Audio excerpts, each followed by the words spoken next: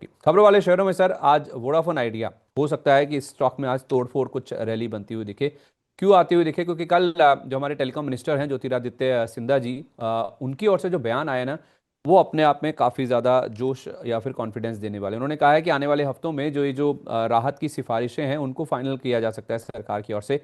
Vodafone की ओर से एक फॉर्मल रिक्वेस्ट आ जाए, एक औपचारिक रिक्वेस्ट आ जाए, तो उसका इंतजार डीओटी की ओर से किया जा रहा है और उसके बाद जो प्रपोजल है उसको एवेल्युएट करने के बाद जो सिफारिशें हैं उनको फाइनलाइज किया जाएगा।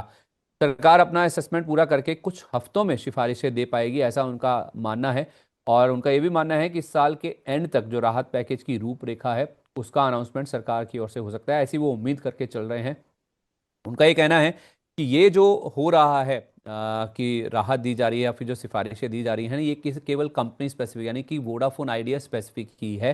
किसी और कंपनी को ऐसी कोई भी राहत नहीं दी जाएगी। अगर ऐसा वो चाहते हैं तो उनको सुप्रीम कोर्ट के पास जाना होगा और हम सुप्रीम कोर्ट के फैसले की जो सीमा है उसको नहीं लांघेंगे, उसको पार नहीं करेंगे। तो किसी और कंपनी को अगर ऐसा कोई चाहिए कि हाँ, जैसा वोडाफोन आइडिया के लिए हम कर रहे हैं, अगर उनको भी राहत चाहिए तो आपको सुप्रीम कोर्ट का दरवाजा खटखटाना होगा।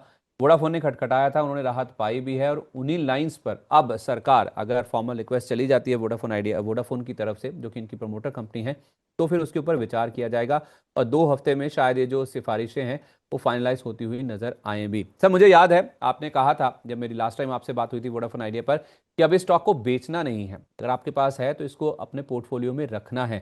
सर ये तो और सपोर्टिंग फैक्टर आ गया, ये टेलीकॉम मिनिस्टर खुद कह रहे हैं कि हम सिफारिशें 2 हफ्ते में फाइनलाइज कर लेंगे। जी सर। मैंने दो चीज बोली थी। पहला ये वेंटिलेटर में था तो नहीं लेना है, नहीं लेना है।